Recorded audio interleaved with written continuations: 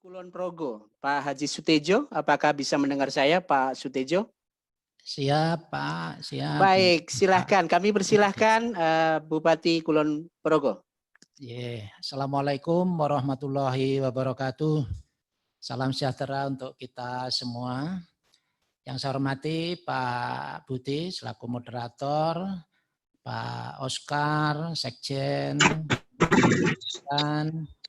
kemudian Bu Anggia dari DPR RI, Ibu Paulia, Bapak Bima Arya, Pak Paranyantaran, Bapak Ibu sekalian semuanya yang saya hormati, kami dari Kabupaten Kulon Progo ingin menginformasikan sedikit karena waktu sangat terbatas tentang bagaimana Kulon Progo bersatu melawan COVID-19, termasuk peran serta atau partisipasi dari gerakan melawan asap rokok di Kulon Progo dalam kontribusinya untuk penanganan COVID di Kulon Progo ini.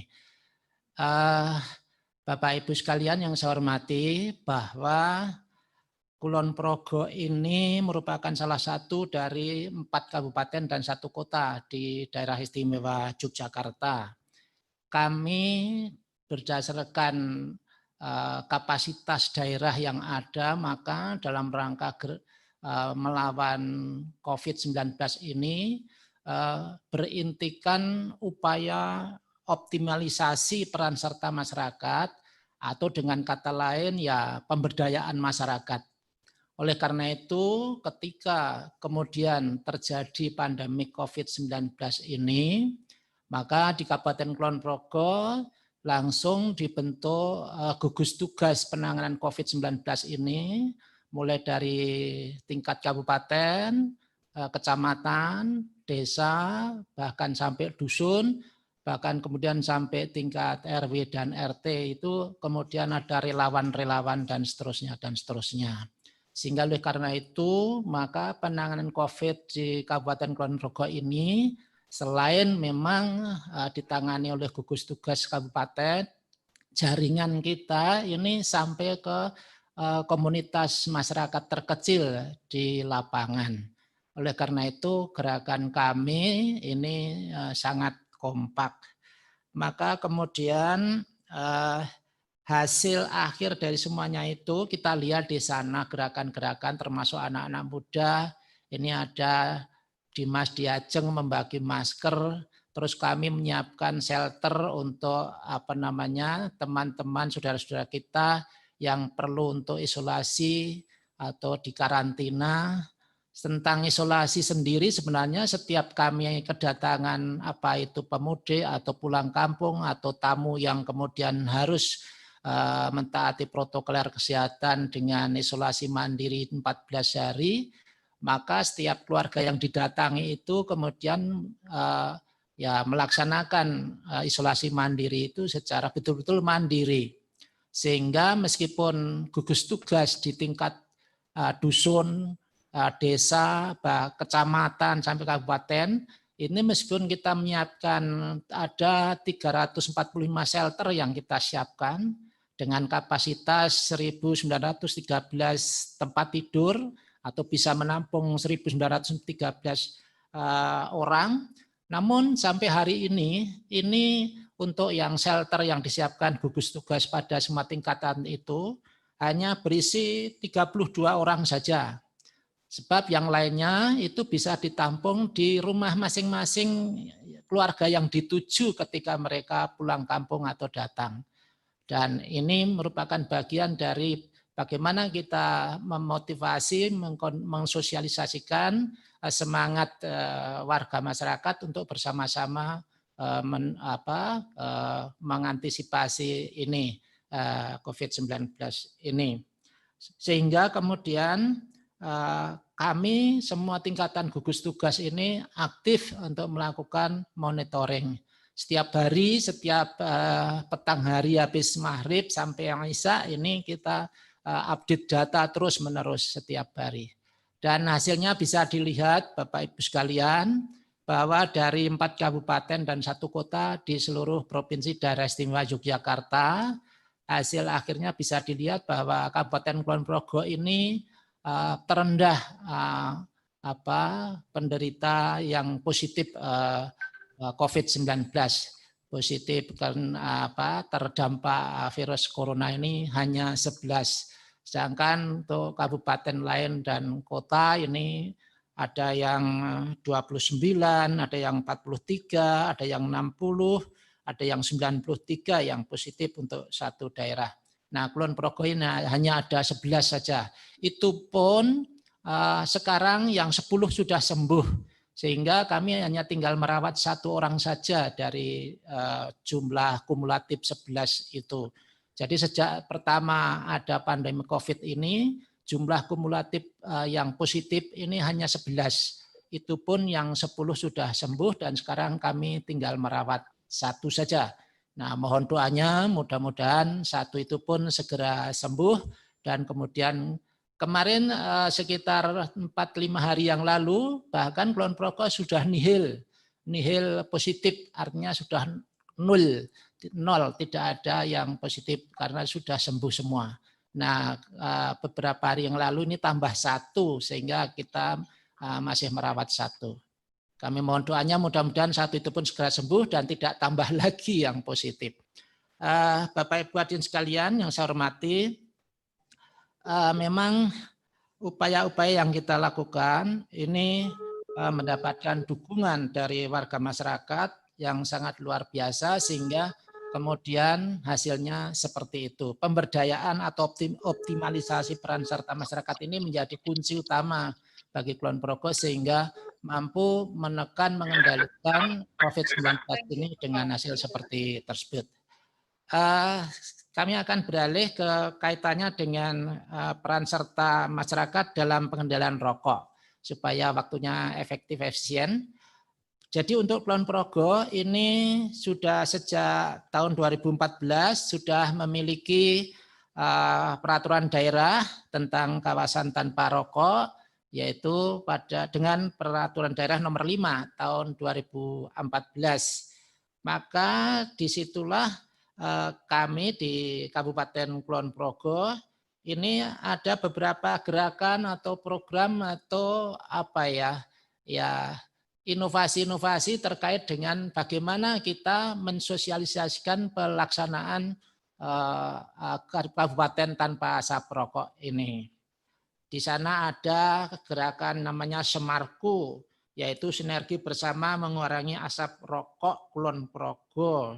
Ini gerakan-gerakan ini dimotori oleh anak-anak muda, kemudian juga kelompok-kelompok masyarakat, termasuk kemudian ada Saka Bakti Usada, kemudian Duta Hebat. Duta Hebat ini juga satu komunitas anak muda yang mempunyai inisiatif serta semangat untuk gerakan anti asap rokok ini.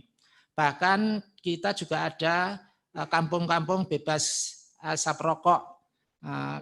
Kemudian itu kita punya 232 dusun yang kawasan bebas asap rokok ini. Perlu diketahui bahwa di Kulon Progo sampai beberapa toko ini dengan tegas memberikan tulisan di etalase depan toko, di kaca depan itu tulisan maaf tidak sedia rokok. Di beberapa toko juga sampai ada toko-toko yang berani menulis di depan di bagian depan tokonya tersebut dengan tulisan maaf tidak sedia rokok. Kemudian kami juga sudah mulai tahun 2014 itu juga melarang adanya iklan-iklan rokok, baliho, banner, spanduk, apapun yang intinya reklame atau iklan rokok. Ini sudah sejak tahun 2014. Kemudian juga kami melarang adanya kegiatan-kegiatan yang disponsori oleh perusahaan rokok. Jadi Pak kegiatan Bupati, apapun, waktunya Pak Bupati. Oh iya, terima kasih. Yang terakhir bahwa kami juga punya komitmen untuk semangat untuk menciptakan kondisi zero TB, Pak. Kami zero TB. Ini kolaborasi masyarakat antara fasilitas pelayanan kesehatan dan perguruan tinggi untuk penemuan penderita TB baru. Ini gerakan ini bagus sekali sehingga upaya untuk menemukan TB baru ini menjadi semangat. Kemudian Posbindu PTM ini kita punya 179 Posbindu PTM. Kemudian kita juga punya Prolanis, program pengelolaan penyakit kronis ini dengan kegiatan-kegiatan pada kelompok-kelompok masyarakat, diantaranya senam, cek gula darah, terapi KGDM, dan lain-lain. Kemudian kita juga punya Desa Sehat Jiwa, deteksi dini dan rehabilitasi berbasis masyarakat, penguatan tim pelaksana kesehatan jiwa. Ini penanganan ODGJ, GJ juga kita lakukan. Karena sudah diperingatkan, mungkin ini saja. Terima kasih. Assalamualaikum warahmatullahi wabarakatuh. Waalaikumsalam warahmatullahi wabarakatuh. Terima kasih Pak Sutedjo, Bupati Kulon Progo. Berikutnya Progo siap. Kulon Progo, silahkan Pak Sutedjo, 1-2 menit ke depan mohon untuk direspon bagaimana Kulon Progo. Ya, terima kasih. Yang pertama Mbak Anggit ya, Bu Anggit apa Mbak Anggit ini yang tadi tanya. Kiat-kiat sehingga Kulon Progo berhasil untuk penerapan KTR ya. Jadi begini Mbak Anggit atau Bu Anggit, bahwa yang pertama tentu kami melakukan penggalangan komitmen ya. Yang paling awal adalah bagaimana kita punya ide, kemudian penggalangan komitmen.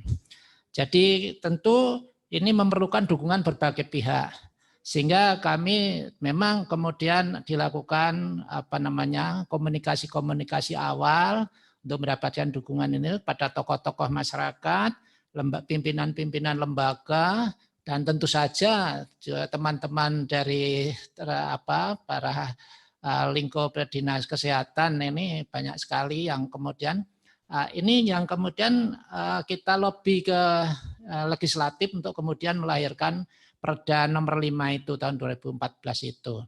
Sehingga kemudian ketika Perda itu sudah ditetapkan, disahkan, dan diundangkan, otomatis itu menjadi hukum positif. Jadi tinggal diimplementasikan ya Pak Bupati. Ya, betul. Ya. Sehingga kemudian sesungguhnya kami dari APBD sendiri tidak begitu kuat untuk istilahnya dukungan, justru malah dari Union ini yang sering membantu. Oke, Union terus selalu dukung Union. Iya, selalu dukung nih. Kalau di sini di kabupaten ini justru APBD kami karena APBD kami kecil, kami justru yang kita gunakan sosialisasi yang kita gencarkan. Sehingga kemudian kebijakan-kebijakan yang kita tetapkan, kita lakukan, ini kemudian kita sosialisasikan, ini justru dukungan dari publik yang kemudian kita dapatkan. Itu yang pertama, terutama untuk Bu Anggit ya. Kemudian yang kedua tentang dari Bu Umi ya, Umi tentang deteksi yang dilakukan kaitannya dengan PTM ya. Jadi ketika COVID terjadi, pandemi COVID terjadi di Kulon Progo, terus terang kita tidak mungkin untuk melakukan pertemuan-pertemuan fisik yang melibatkan banyak orang, ini tidak mungkin. Sehingga kemudian aktivitas deteksi dini, deteksi ini kita lakukan deteksi mandiri. Kita memanfaatkan teknologi informasi yang ada, sehingga kemudian jika terjadi sesuatu, tentu kemudian kita bisa lakukan komunikasi menggunakan IT. Jadi memang Posbindu ini memang kemudian kita pending dulu ke pertemuan fisik ini. Tapi komunikasi melalui IT tetap kita lakukan. Itulah yang kemudian kita tetap bisa memantau bagaimana kondisi untuk melakukan kegiatan deteksi PTM ini secara berlangsung terus meskipun melalui teknologi informasi. Kita tidak atau belum lagi membuka untuk pertemuan fisik. Meskipun ini sekarang Kulon Progo sudah zona hijau ya. Ini kita sudah mungkin tidak lama lagi kita akan memulai karena sekarang untuk kegiatan-kegiatan kan sudah mulai kita. Meskipun tetap protokoler kesehatan COVID-19. Begitu, Pak. Baik, terima kasih Pak Sutedjo dari Kulon Progo. Ah,